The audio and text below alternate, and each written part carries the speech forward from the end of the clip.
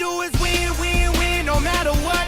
Got money on my mind, I can never get enough. And every time I step up in the building, everybody hates. Hey investors, Muzzy here today.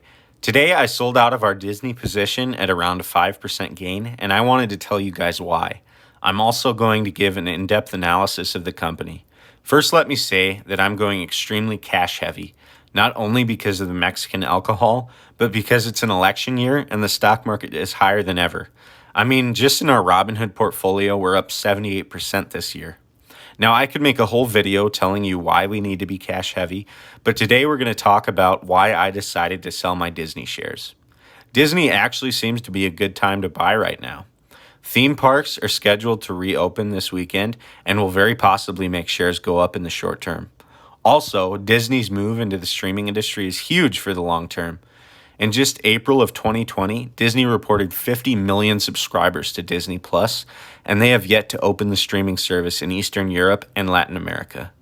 Disney also owns a 70% stake in Hulu, giving their monopoly of streaming a whole new dimension. The company also has really monopolized on their big acquisitions, Marvel, Star Wars, and 21st Century Fox, just to name a few.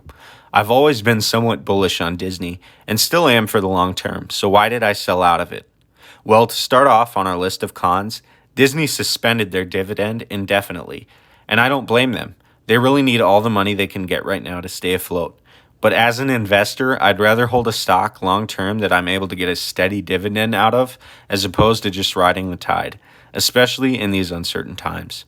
And although Disney's expansion through acquisitions is what I love about the company, it also comes with a negative.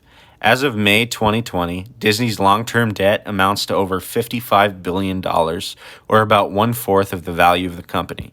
And while this debt load isn't completely out of whack, especially when we compare it to other large companies, I also took into account how Corona hit Disney's business model on nearly all levels. If we take a look at this graph, we see that theme parks make up about 33% of total revenue. And not only was this a complete zero in revenue for a long period this year, but they also had to pay all of the bills and employees during that time, meaning they went negative on 1/3 of what is supposed to be their revenue. Disney's holdings in ESPN Sports and other cable networks also make up about 21% of their revenue, and this metric was hit by Corona as well, because you don't have sports on TV at the moment. This means that Disney is paying $55 billion in debt, while over 50% of their revenue is being completely destroyed by Rona, not to mention that new releases are being put on hold because movie theaters are completely shut down. So no box office hit is going to save the company either.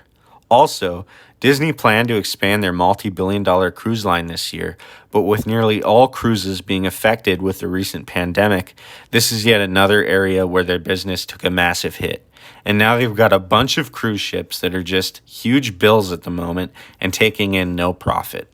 The only saving grace I see for this stock is that their direct consumer market, which only made up 9% of their revenue in Q1 of 2020, I'm sure is going to grow huge.